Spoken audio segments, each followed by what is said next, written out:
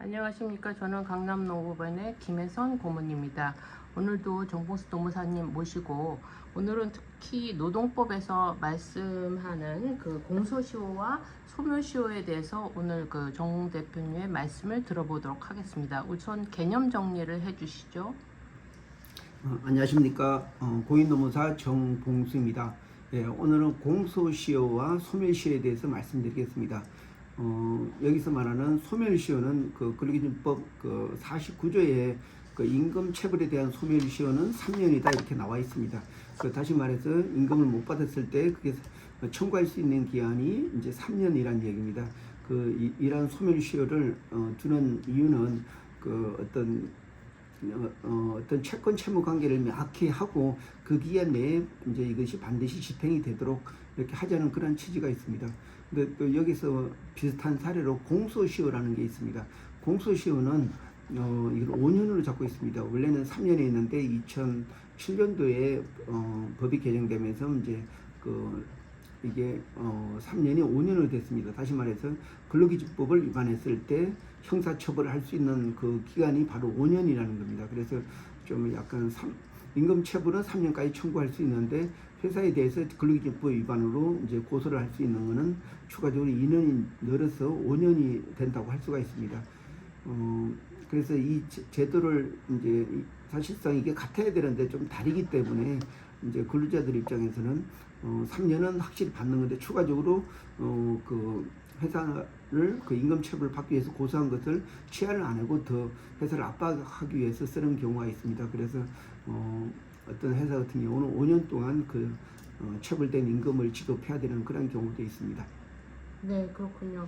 그러면 지금 그 공소시효가 3년에서 5년으로 늘어났다는 말씀은 그 사업주 입장에서는 조금 불리할 수가 있겠네요. 그러니까 계속해서 이제 그 피해자가 그 소송을 할 경우에 그 시효가 남아있기 때문에 맞습니까?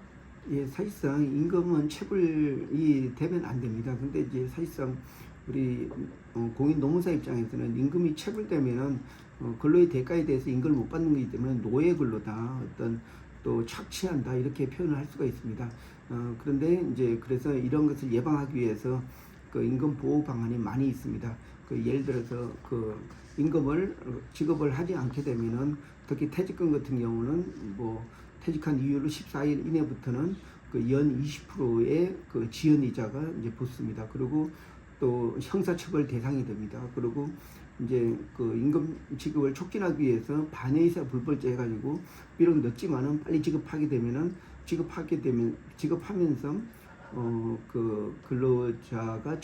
근로자가 처벌을 원치 않는다 하게 되면은 바로 반의사 불벌제 해가지고 사업주가 처벌이 면해지는 그런 경우가 있습니다. 다 그런 내용이 임금 체불을 빨리 해소하기 위한 그런 방법이라고 할 수 있겠습니다. 네, 그러면 이 적용되는 그 범위가 지금 말씀하신 임금체불도 있지만 이제 퇴직금 그 두 가지 경우가 가장 많이 흔하게 적용되는 건가요? 예, 맞습니다. 이렇게 임금이 이제 회사가 다른 사정이나 아니면 자금이 없거나 아니면 또 부도가 났을 때 이렇게 지급하지 못하는 경우가 있습니다. 그래서 이런 임금 채권을 보장하기 위해서 다양한 방도가 있습니다. 그래서 근로기준법 38조에 보면 최우선 변제해가지고 사물분의 임금 3년간의 퇴직금 이런 부분은 다른 어떤 담보된 채권보다 우선적으로 변제한다는 그런 내용이 있습니다. 그런 만큼 이 임금은 근로의 대가이기 때문에 반드시 지급해야 되는 그런 부분이 있습니다.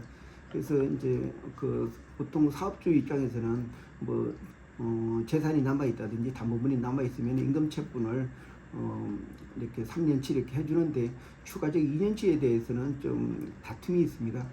실제적으로 사업주가 벌금을 나중에 처분을 받더라도 근로자한테 당장 민사적인 채권이 없기 때문에 좀 있는데 또 사실상 검찰이나 이런 부분에서도 어떤 형사처벌을 처벌이 대상이 되지만은 어떤 임금에 대해서 이제 의도적으로 안 줬으면 당연히 형사처벌이 되는데 고의성 여부를 많이 판단을 해서 이제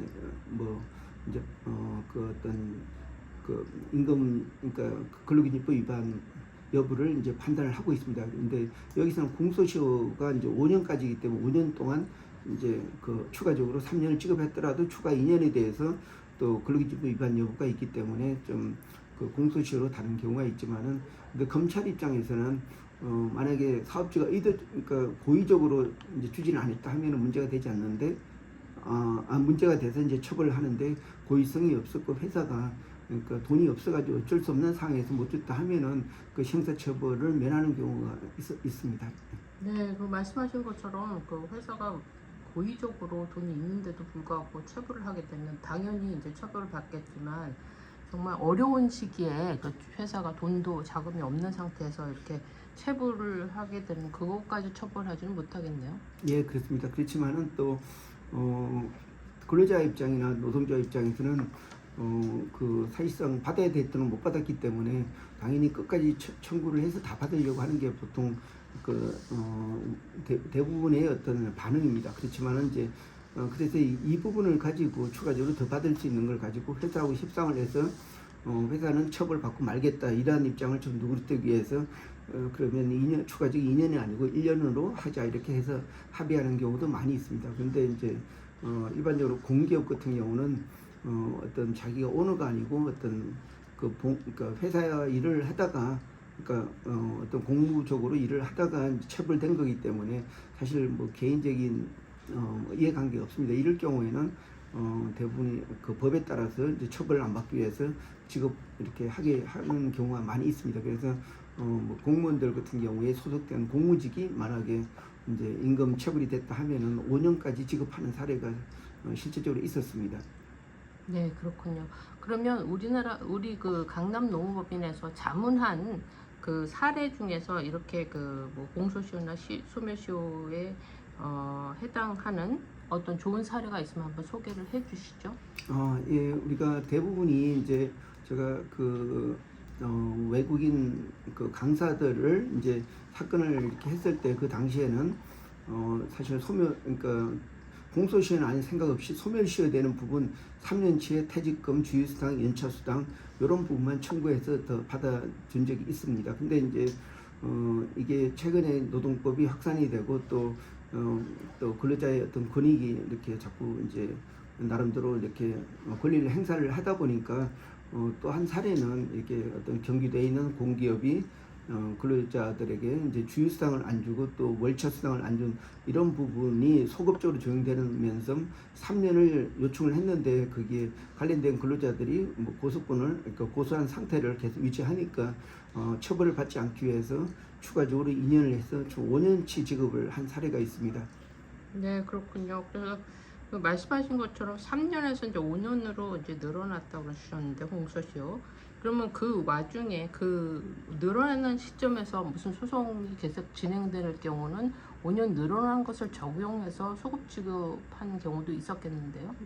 예, 제가 말씀드린 대로 그 경기도에 있는 이런 공기업이 그리고 5년치에 대해서 지급한 사례가 있습니다. 그리고 또 유사한 사례가 있기 때문에 그 공기업이나 국가 관련된 기관에서 이거를 5년치 달라고 청구하는 경우가 있었고, 제가 최근에도 그 문의를 드렸던 게 노동조합에서 이제 추가적으로 2년치를 더 달라고 한다. 그러면 이와 관련된 사례를 좀 찾아서 달라고 저한테 요청을 한 적이 있습니다.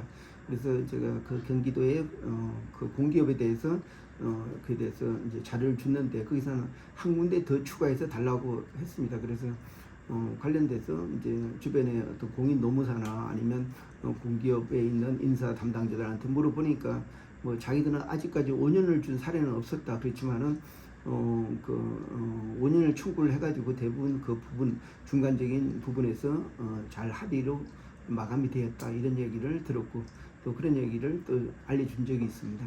네, 이 그 사업주 입장에서는 이 공소시효나 소멸시효에 대해서 노동법의 그 기한을 잘 감안해서 사업을 운영해야 될 것으로 그 생각이 됩니다. 오늘 말씀 감사합니다. 예, 고맙습니다.